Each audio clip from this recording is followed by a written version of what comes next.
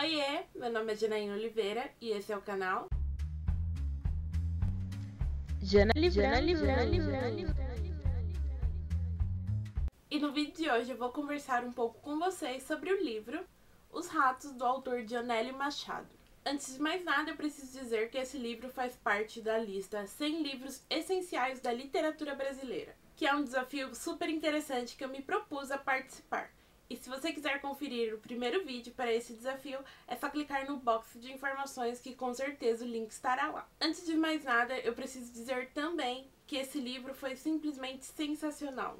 Foi uma ótima forma de começar esse desafio da literatura brasileira e eu também o li durante a minha maratona literária 24 horas, e que também está linkado abaixo. Partindo para o livro, Os Ratos é um romance do autor Dionélio Machado e foi publicado pela primeira vez em 1935, se tornando uma das obras-primas do autor. Algo interessante sobre o mesmo é que ele nasceu de um pedido do autor Érico Veríssimo, o famoso autor, para participar de um concurso literário. Outros aspectos interessantes do livro é se observar o contexto histórico no que ele foi inscrito, porque tornaram ele uma das obras mais influentes da segunda geração do modernismo no Brasil, o que também lhe rendeu o prêmio Machado de Assis da Academia Brasileira de Letras. Outro aspecto fundamental é entender que ele foi escrito no momento em que se projetava. Outro aspecto importante é entender que o livro foi escrito no momento em que se projetava no país a prosa regionalista de ambientação rural.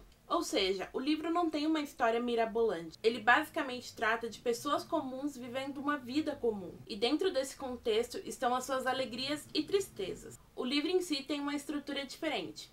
Ele narra a história no período de mais ou menos 24 horas. Mas essas 24 horas não se passam cronologicamente. Dentro da mesma você tem alguns avanços no futuro e alguns no passado, mas que sempre são contextualizados com o momento presente. Bom, ficou um pouco confuso, né? Mas imagina tudo isso no período de 24 horas. E te garanto que quando você estiver lendo a obra, vai fazer sentido. Partindo para o livro em si, ele narra um dia na vida do funcionário público Nazianzeno Barbosa. E como eu já mencionei anteriormente, o livro fala sobre pessoas comuns. E o protagonista não é diferente, ele é extremamente comum. Tanto que o grande problema do mesmo é que o leiteiro está ameaçando cortar o fornecimento de leite por falta de pagamento. E o prazo que o dá é para a manhã seguinte. E essa dívida é cerca de 53 mil réis. Diante desse dilema, e também bastante pressionado pela mulher, que argumenta o que eles farão sem o leite do menino, que é a criança que eles têm, o livro, que começa com esse conflito, vai acompanhar o restante do dia desse funcionário público tentando conseguir esse dinheiro. E como esse é um romance regionalista, ele se passa no centro de Porto Alegre. É extremamente interessante que ao longo dessas 24 horas o autor consegue demonstrar de uma forma extremamente precisa todas as angústias, as esperanças e principalmente as desilusões do personagem. Com esse contexto em mente, é possível pensar que Os Ratos é uma obra extremamente simples, até trivial, diria.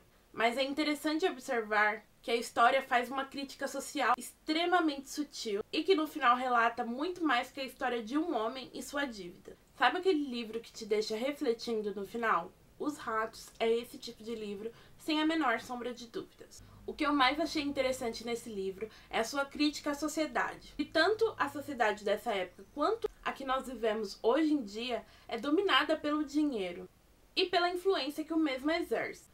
Porque, querendo ou não, todos nós estamos à mercê de dívidas. E quando não encontramos outras formas, somos obrigados a recorrer a empréstimos e, no caso do livro, a agiotas. Outra passagem do livro que eu achei extremamente interessante é a crítica que o autor faz às instituições públicas brasileiras, principalmente. O personagem principal, o Nazianzeno, é funcionário público da divisão de levantamento de fatura.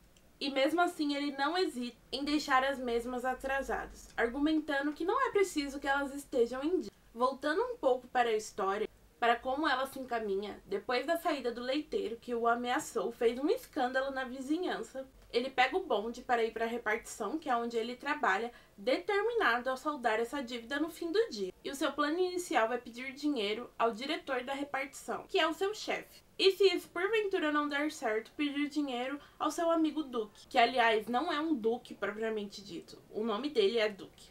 É isso aí. Mas algo que já era esperado acontece quando ele chega na repartição e não encontra o seu chefe e muito menos o amigo Duque andando pelas ruas. E é nesse momento que os sentimentos do personagem começam a ser mais explorados. Você começa a ver a angústia surgindo nele e até um certo desespero. E é claro que tudo aumenta quando ele finalmente se defronta com o chefe e o mesmo recusa-se a ajudá-lo, o que, como vocês podem imaginar, agrave muito a sua situação psicológica. E é a partir daí que o personagem começa a buscar outras soluções para conseguir esse dinheiro. E é preciso acrescentar que nenhuma dessas soluções encontradas pelo personagem são moralmente aceitadas pela sociedade em si. Enfim, sem muito spoiler, é basicamente esse o pano de fundo da história. É importante acrescentar também que Os Ratos, o título que dá nome ao livro, é basicamente uma alegoria. Eu diria até que é uma figura de linguagem. E é algo também que eu simplesmente não posso explicar sem dar spoiler. Mas chegando ao final do livro, você com certeza vai entender do que se trata esses ratos. Eu diria até que eles são uma representação de como o estado psicológico pode afetar uma pessoa. Enfim, eu gostei muito, muito, muito desse livro. Assim, eu realmente não esperava que ele fosse tão bom, e algo que fez toda a diferença, pelo menos pra mim, foi não saber nenhum detalhe sobre o mesmo antes de partir para a leitura. E isso fez com que eu só tivesse surpresas positivas em relação ao mesmo. Uma última questão que eu preciso levantar sobre este livro é que ele tem falas extremamente coloquiais. Não é um livro rebuscado. O autor escreve basicamente como os personagens falam. Então tem várias palavras que você pode bater o olho e pensar: isso é erro de revisão, isso não está correto, e etc, etc. Mas nós temos que lembrar que esse livro foi escrito há muito tempo e que também tem essa questão do autor estar escrevendo da forma como o personagem fala. Não em toda parte do texto, mas com um foco grande e especial durante as conversas, o que me causou um estranhamento no começo da leitura. Mas depois você vai percebendo que aquilo é de propósito, então fica tudo tranquilo. Enfim, eu amei esse livro, gostei muito, muito mesmo. E são 164 páginas maravilhosas. E eu super recomendo a leitura do mesmo. Que apesar de ser um pouco arrastado no começo, do meio para o final, a história se desenrola assim maravilhosamente. Enfim, foi extremamente breve o meu comentário sobre esse livro, até porque eu não queria dar spoilers, porque a grande graça é você ir descobrindo todas as tramóias do personagem para conseguir se safar dessa dívida. Como eu comentei no início do vídeo, esse daqui foi o primeiro livro que eu li para o desafio 100 livros essenciais da literatura brasileira. E depois de concluir o mesmo, eu vou sortear mais um livro para que eu possa dar continuidade a esse desafio. Então vamos lá! Esse é uma releitura. A Escravizaura. Peraí que eu vou pegar.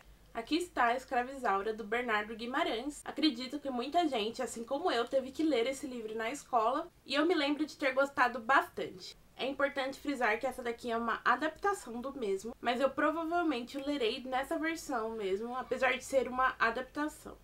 Enfim, me perdoem, vai, mas dá um desconto. Mas enfim, vamos nessa. Muito, muito obrigado por assistir e a gente se vê por aí. Tchau!